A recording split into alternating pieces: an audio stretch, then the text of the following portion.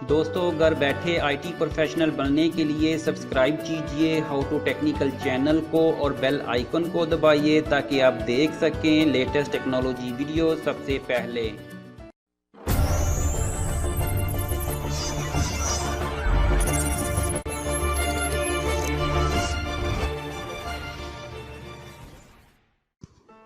अस्सलामुअलैकुम फ्रेंड्स, आप देख रहे हैं how to technical YouTube channel. आज हमारा पीएचपी सीरीज़ का पार्ट नंबर 5 है और इसके अंदर मैं आपको पीएचपी की बेसिक डाटा टाइप्स के बारे में बताऊंगा। पीएचपी की तकरीबन 8 बेसिक डाटा टाइप्स होती हैं, जिनमें से 7 पर आज हम बात करेंगे।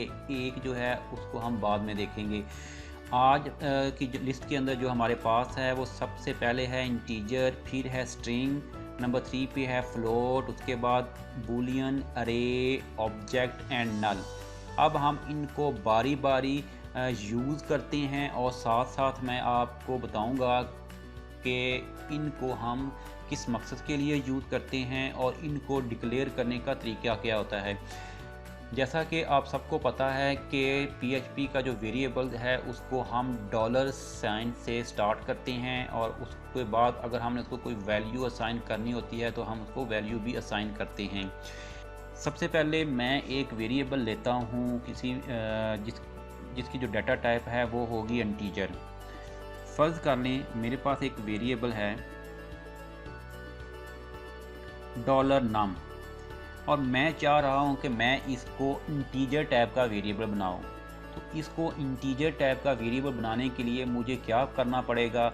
मुझे सिर्फ़ और सिर्फ ये करना है कि मैंने इक्वल का साइन लगाना है और इसको कोई भी नंबर असाइन कर देना है, क्योंकि आप लोगों को पता है कि जो इंटीजर होता है वो कोई नंबर होता है। नंबर मीन 0 से लेके 10 तक। अब 10 से मुराद यहाँ पे ये नहीं है कि आपने सिर्फ 0 से लेकर 10 तक ही लिखना है। 0 से लेकर 9 तक जो डिजिट्स हैं उनको यूज़ करते हुए आप कोई भी नंबर बना सकते हो, 1000, 1 लाख, कुछ भी। तो आपने जस्ट इस वेरिएबल को कोई एक नंबर असाइन कर देना है। फॉर एग्ज़ाम्पल मैं इसको असाइन कर रहा हूँ 100। अब 100 यहाँ पर है इंटीजर, तो जो हमारा नम वेरिएबल है वो इस वक्त इंटीजर टाइप का है। आप लोगों को कैसे पता चलेगा? इसको चेक करने का भी एक तरीका होता है। हम इसको उस तरीके से चेक करते हैं और मैं आपको दिखाता हूँ कि ये जो वेरिएबल है ये इंटीजर टाइप का है। आपने जस्ट क्या करना है, यहाँ पर आकर आपने लिखना है var dump और इसके अंदर आपने इस वेरिएबल का नाम लिख देना है जिसको आप चेक करना चाह रहे हैं और इसको आपने रन कर लेना है ब्राउज़र के अंदर आकर। जी, ये देखें ब्राउज़र के अंदर आपके पास आ गया है इंटीजर 100। इट्स मीन आपको ये पता चल गया है कि ये जो वेरिएबल है ये इंटीजर टाइप का है। इसके अलावा एक और तरीका भी होता है जिससे हम किसी भी वेरिएबल को चेक कर सकते हैं कि उसकी डाटा टाइप क्या है। उसको चेक करने के लिए हम क्या करते हैं, आपने पहले लिखना है इको और इसके अंदर आगे जाकर आप लिखेंगे गेट टाइप। असल में मैं आपको बताता हूँ कि हमने इको क्यों लिखा है और इसके अंदर मैंने वही वेरिएबल पास कर दिया जिसकी हमने डाटा टाइप फाइंड करनी है। फॉर एग्ज़ाम्पल मैं यहाँ पर इको नहीं लिखता, इसको मैंने कट कर लिया और सेव कर दिया। तो ये मैंने जस्ट एक फंक्शन यूज़ किया है गेट टाइप का। गेट टाइप का जो फंक्शन है वो हमें किसी भी वेरिएबल की जो डाटा टाइप है वो फाइंड करके बता देता है कि उस वेरिएबल की डाटा टाइप क्या है। तो अब मैंने इसके अंदर नम जो वेरिएबल है वो पास कर दिया है और अब मैं इसको ब्राउज़र के अंदर जाके चेक करता हूँ कि वहाँ पर इसकी जो डाटा टाइप है वो क्या शो हो रही है। अब मैं ब्राउज़र के अंदर आया और यहाँ पर आकर मैंने इसको रिफ़्रेश किया। रिफ़्रेश करने के बाद मुझे यहाँ पर कुछ भी लिखा हुआ प्रिंट नहीं आ रहा, क्योंकि जो इंटीजर 100 है ये तो जो हमने ऊपर var dump किया था ये उसकी जो वैल्यू है वो शो हो रही है, क्योंकि var dump ने हमें बताया था कि जो हमारा वेरिएबल है उसकी डाटा टाइप इंटीजर है और उसके अंदर जो वैल्यू पड़ी है वो 100 है। तो मैंने तो अभी फंक्शन यूज़ किया है गेट टाइप का, लेकिन वो क्यों शो नहीं हो रहा? अब इसको शो करवाने के लिए इसके अंदर क्या चीज़ पड़ी है, इंटीजर है, फ्लोट है, क्या है, तो मुझे इको करवाना पड़ेगा, क्योंकि जो इसके अंदर मैसेज स्टोर हो चुका है वो हम इको करेंगे तो ही हमें शो होगा। तो इसीलिए मैंने यहाँ पर दोबारा इको लिख दिया, इसको सेव किया और यहाँ आकर मैंने इसको दोबारा रिफ़्रेश कर लिया। तो ये देखें कि नीचे आपके पास आ गया इंटीजर। तो गेट टाइप ने हमें ये बता दिया कि जो हमारा नम वेरिएबल है उसकी डाटा टाइप इंटीजर है। यहाँ तक तो बात आपको क्लियर हो गई। अब हम नेक्स्ट देखते हैं कि हमारे पास जो नेक्स्ट है वो कौन सी डाटा टाइप है। नेक्स्ट जो डाटा टाइप है वो हमारे पास है स्ट्रिंग की।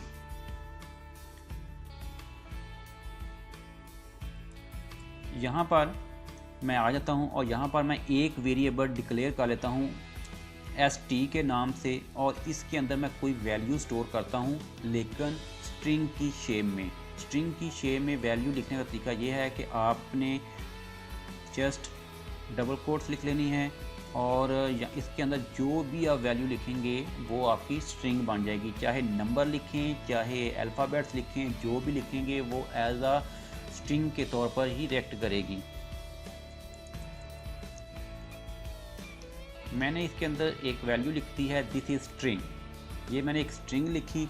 अब हम इसको चेक करते हैं कि इसकी डाटा टाइप क्या है इस वेरिएबल की। हमें नज़र तो आ रहा है लेकिन हम देखना चाहते हैं कि इसकी डाटा टाइप एक्चुअली में है क्या। हमें कैसे पता चलेगा? मैंने ऊपर वाले उन्हीं दो फंक्शन को यूज़ करता हूँ और यहाँ पर मैं जो वेरिएबल नेम है वो मैं चेंज कर देता हूँ, क्योंकि अभी हमने जो डाटा टाइप मालूम करनी है वो st वेरिएबल की डाटा टाइप हमने मालूम करनी है। और इसके ऊपर यहाँ पर मैं इको लिखकर इसको एक सेक्शन बना लेता हूँ। सेक्शन बनाने के लिए मैं HR को यूज़ कर लेता हूँ। और मैं अब ब्राउज़र के अंदर आया और यहाँ पर आकर मैंने इसको रिफ़्रेश दोबारा कर दिया।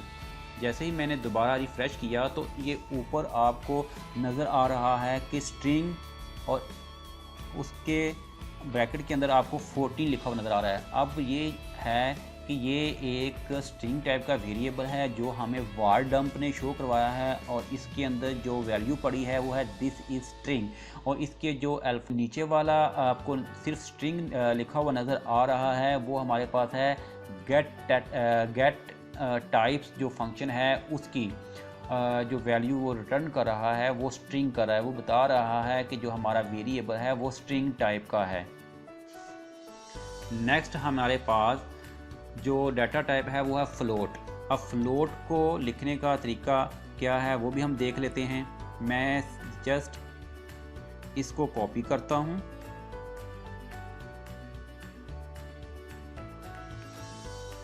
और नीचे आकर इसको मैं पेस्ट कर लेता हूँ।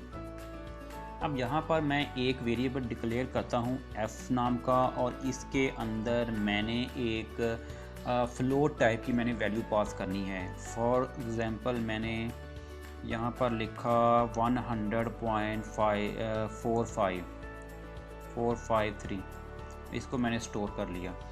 और अब मैं इसकी डाटा टाइप चेक करता हूँ कि वाकई ही ये जो हमने वैल्यू असाइन की है वेरिएबल को ये फ्लोट टाइप की है। जो ऊपर से मैंने कॉपी किया था उसको मैंने पेस्ट किया। इसको भी HR के बाद ही लिख लेते हैं, एक सीक्वेंस बन जाएगा फिर। अब यहाँ पर क्या करते हैं ST की जगह मैं F जो है वो पास कर देता हूँ। और ब्राउज़र के अंदर आकर मैं दोबारा रिफ़्रेश करता हूं तो हमें एक वहां पे नया सेक्शन बना हुआ नज़र आएगा और उसके अंदर हमें पता चल जाएगा कि इस जो वेरिएबल f है उसकी डाटा टाइप क्या है, वार डंप वाले फंक्शन के थ्रू भी और गेट टाइप वाला जो फंक्शन है उसके थ्रू भी। तो अभी यहाँ पर आकर मैं दोबारा रिफ़्रेश करता हूँ तो ये देख लें हमारे सामने क्या आ गया। जो वार डंप है उसने हमें क्या कहा है कि ये जो आपका वेरिएबल है उसकी जो गेट टाइप है उसने कहा है ये डबल है, क्योंकि जो गेट टाइप का जो फंक्शन होता है वो आपकी जो पॉइंट्स के बाद टू वैल्यू को कंसीडर करता है। फॉर एग्जांपल यहाँ पर आकर मैं कुछ और वैल्यू पास करता हूँ फिर मैं आपको दिखाता हूँ। ये देखने मैं कुछ ऐसी वैल्यू पास कर देता हूँ। ठीक हो गया। अब मैं दोबारा आकर इसको रिफ़्रेश करता हूँ। मैं रिफ़्रेश किया, वार डंप ने तो कहा ये फ्लोट टाइप का वेरिएबल है, लेकिन जो गेट टाइप का जो फंक्शन है वो हमें कह रहा है कि ये डबल है। क्यों? जो गेट टाइप का जो फंक्शन है उसकी ये फंक्शनैलिटी है कि वो पॉइंट्स के बाद 2 डिजिट्स को कंसीडर करता है। यहाँ से आपको एक चीज़ का और भी पता चल गया कि जो गेट टाइप है वो जो पॉइंट्स के बाद 2 डिजिट को कंसीडर करता है, और जो वार डंप है वो पॉइंट्स के बाद जितनी भी आपके डिजिट्स होंगे उन सब को कंसीडर करेगा और उनको एज आ फ्लोट रिटर्न करेगा। ठीक हो गया। और अब हम नेक्स्ट देखते हैं कि नेक्स्ट हमारे पास कौन सी डाटा टाइप है। जो नेक्स्ट डाटा टाइप हमारे पास है वो आती है बूलियन। बूलियन को चेक करने का तरीका सेम है, लेकिन उसको डिक्लेयर कैसे करते हैं वो मैं आपको बता देता हूँ। मैंने जस्ट ऊपर वाले कोड को कॉपी किया और इसको पेस्ट कर दिया। यहाँ पर एफ की जगह आकर मैंने इसको बी का लिया, यानी कि बूलियन। अब इसको वैल्यू कैसे पास करनी है। बूलियन के अंदर 2 किस्म की वैल्यू हो सकती हैं, या तो वो ट्रू हो सकता है या फिर वो फॉल्स हो सकती हैं। अब मैं यहाँ पर इसको पास कर देता हूँ ट्रू। ठीक है। और वार डंप के अंदर आकर मैंने भी इसको वैल्यू पास कर दी बी, क्योंकि वेरिएबल मैंने बी नाम का डिक्लेयर किया है, इसीलिए मैंने इसको बी कह दिया। और गेट टाइप के अंदर भी मैंने इसको बी पास कर दी वैल्यू। अब ये है कि मैं दोबारा ब्राउज़र के अंदर आया और यहाँ पर आकर मैं इसको दोबारा रिफ़्रेश करता हूँ और देखते हैं कि अब जो इन दोनों फंक्शन के ऊपर वार डंप और जो गेट टाइप है वो हमें बूलियन टाइप के जो डाटा टाइप है उसके अगेंस्ट क्या चीज़ रिटर्न करते हैं। देखें, दोनों फंक्शन ने हमें बूलियन टाइप की डाटा टाइप ही रिटर्न की है, लेकिन जो वार डंप है उसकी ये फंक्शनैलिटी है वो साथ आपको किसी भी वेरिएबल की डाटा टाइप भी बताता है और साथ उसके अंदर पड़ी हुई जो वैल्यू होती है वो भी शो करता है। लेकिन जो गेट टाइप फंक्शन है वो आपको सिर्फ़ और सिर्फ उसकी डाटा टाइप्स ही बताता है। अब हम अभी तक हमने जो 4 डाटा टाइप्स हैं वो हमने देख ली हैं। अब हम देखते हैं 5वीं डाटा टाइप कौन सी है। 5वीं जो डाटा टाइप अब हमारे पास है वो है अरे। अब हमने देखना है कि अरे की जो डाटा टाइप्स है वो हम कैसे लिखते हैं और किस तरीके से हमें जो गेट टाइप है और वार डंप फंक्शन है वो हमें कैसे शो करवाएंगे। चलें यहाँ पर नीचे आते हैं। यहाँ पर मैं एक वेरिएबल डिक्लेयर करता हूँ अरे नाम का, ARR, और इसको मैं एक बात आपने याद रखनी है, इक्वल के बाद आपने अरे लाजमी लिखना है। अगर आप ये नहीं लिखेंगे तो ये अरे नहीं कंसीडर होगी। इसके अंदर मैं कुछ भी वैल्यू पास करता हूँ, आप स्ट्रिंग पास कर लें, आप इंटीजर पास कर लें, कुछ भी पास कर लें, वो शो होगी। फॉर एग्ज़ाम्पल यहाँ पर मैं लिखता हूँ PHP, जावा, CSS। जस्ट मैंने 3 वैल्यूज़ को पास कर दी। अब मैंने इस वेरिएबल की डाटा टाइप मालूम करनी है। मैंने क्या किया, मैंने सिंपल यहाँ से इस कोड को कॉपी किया और यहाँ पर आकर इसको पेस्ट कर दिया, और यहाँ पर हमने जस्ट इसकी वैल्यू अब चेंज करनी है। वार डंप के अंदर मैंने पास कर दिया ARR, और जो गेट टाइप है उसको ही मैंने ऊपर से कॉपी किया और इसको भी मैंने यहाँ लाकर पेस्ट किया, और यहाँ पर मैंने वही वेरिएबल दोबारा इसको पास कर दिया। अब ब्राउज़र के अंदर आके मैं इसको चेक करता हूँ कि इसकी जो डाटा टाइप है वो क्या है। ये देखें, अब वार डंप ने भी हमें बता दिया है कि ये जो वेरिएबल है इसकी जो डाटा टाइप है वो अरे है और इसके अंदर 3 वैल्यू पड़ी हुई हैं। और ये देखें 0 इंडेक्स पे जो है वो PHP पड़ा हुआ है, जो बता रहा है साथ कि ये एक स्ट्रिंग है और इसके जो कैरेक्टर की तादाद है वो 3 है। और नंबर 1 पे जो इंडेक्स पे पड़ा हुआ है वो है जावा, और उससे पहले बता रहा है जो जावा है ये स्ट्रिंग टाइप का है और इसके अंदर 4 कैरेक्टर्स हैं। इसी तरीके से जो आपके नंबर 2 इंडेक्स पे पड़ा हुआ है वो है CSS, और इसके अंदर वो साथ ये भी बता रहा है कि जो CSS के जो करैक्टर्स की तादाद है वो है 3 और ये एक स्ट्रिंग टाइप का है।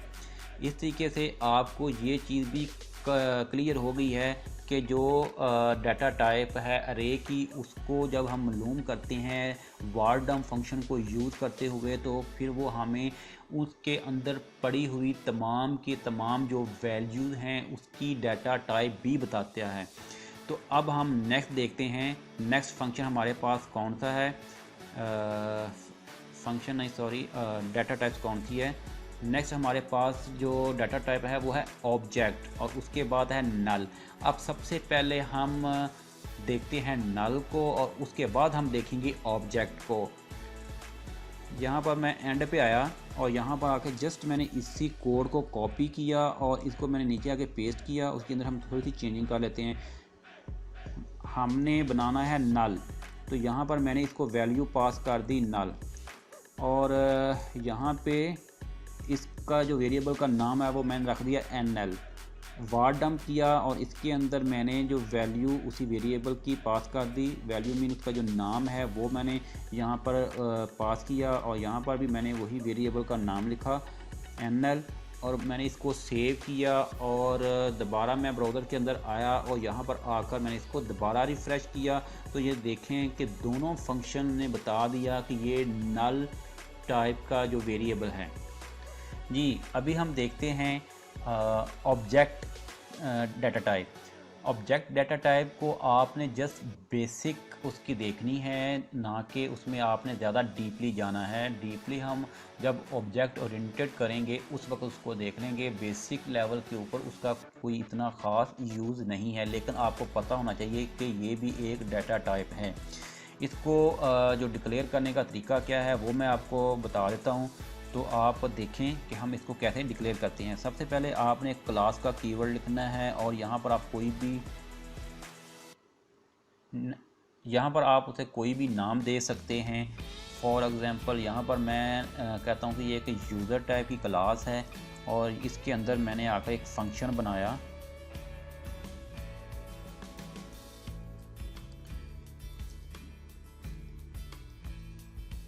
और यहाँ पर मैंने कहा $this नेम अली अहमद। ये मैंने एक नाम जो है वो नेम वेरिएबल को मैंने स्टोर करवा दिया। अब मैंने क्या करना है कि मैंने सिर्फ इस क्लास से बाहर आना है, और यहाँ पर आकर मैंने इसका एक ऑब्जेक्ट क्रिएट करना है। ऑब्जेक्ट क्रिएट करने का तरीका ये है कि आपने न्यू का कीवर्ड लिखना है और इस क्लास का नाम लिखना है, और आगे ये अपने ब्रैकेट्स लगा देनी है। तो ये इसका ऑब्जेक्ट क्रिएट हो गया है, लेकिन हमने इसको किसी वेरिएबल के अंदर स्टोर करना है। तो यहाँ पर हम लिख लेते हैं $user। तो ये मैंने जो ऑब्जेक्ट है वो $user जो वेरिएबल है उसके अंदर मैंने इसको सेव करा दिया। अब मैंने इस वेरिएबल को एक्सेस कैसे करना है, जो इसके अंदर क्लास के अंदर पड़ी हुई एक प्रॉपर्टी उसकी है नेम। तो मैंने क्या करना है $user लिखा, और उसके बाद मैंने लिखना है उस प्रॉपर्टी का नाम नेम। तो ये यहाँ पर शो हो जाएगी, लेकिन शो करवाने के लिए जैसा कि आप लोगों को पता है कि हम इको करवाते हैं, तो हम इससे पहले इको भी लिखेंगे, और यहाँ ऊपर जाकर इसको ब्रेक कर देंगे ताकि ये नई लाइन के ऊपर आ जाए। ब्राउज़र के अंदर आए, यहाँ पर आकर हमने इसको रिफ़्रेश किया, तो ये देख लें आपके सामने नाम आ गया अली अहमद। तो यहाँ पर सिर्फ नाम तो आ रहा है, लेकिन आप लोगों को ये पता नहीं चला ये वाकई एक ऑब्जेक्ट है या नहीं। तो अब हमने इसको कैसे चेक करना है वो मैं आपको तरीका बता देता हूँ कि यहाँ पर आपने सिंपल यहाँ पर लिखें आकर प्रिंट R, और इसके अंदर आपने ये $user जो वेरिएबल है वो पास कर देना है, क्योंकि इस $user के अंदर हमने एक ऑब्जेक्ट जो है वो स्टोर करवाया हुआ है। इसीलिए हमने इसको प्रिंट R जो फंक्शन है उसके अंदर इसको पास कर दिया है और यहाँ पर जो प्रिंट आर है वो हमें बता देगा कि ये किस टाइप का जो है ये ऑब्जेक्ट है या नहीं है, क्योंकि आगे चल के हम प्रिंट आर को यूज़ करेंगे। फिर मैं आपको बताऊंगा कि इसको हम किन किन मकसद आगे चल के मैं आपको बताऊंगा कि हम प्रिंट आर को किस किस मकसद के लिए यूज़ करते हैं। यहाँ पर मैंने इसको सेव किया और यहाँ पर मैं ब्राउज़र के अंदर आया और आकर मैंने इसको दोबारा रिफ़्रेश कर लिया, तो ये देखने आपके सामने आ गया है यूज़र ऑब्जेक्ट। मैं ज़रा इसको लाइन ब्रेक यहाँ पर लगा देता हूँ ताकि ये हमें थोड़ा सा वाज़ेह तौर पे नज़र आ जाए।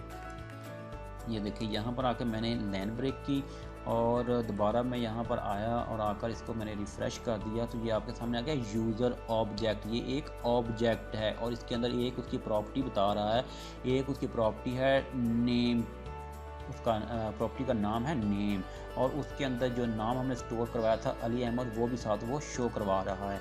इस तरह आपको ये बात भी तो क्लियर हो गई कि ये जो यूज़र है ये एक ऑब्जेक्ट है। उम्मीद करता हूँ कि आपको आज के इस ट्यूटोरियल की समझ आ गई है, और अगर अभी तक आपने हमारे चैनल को सब्सक्राइब नहीं किया तो आप हमारे चैनल को सब्सक्राइब कर लें ताकि मज़ीद आने वाली आगे जो वीडियो हैं वो भी आप देख सकें। मिलते हैं नेक्स्ट ट्यूटोरियल में।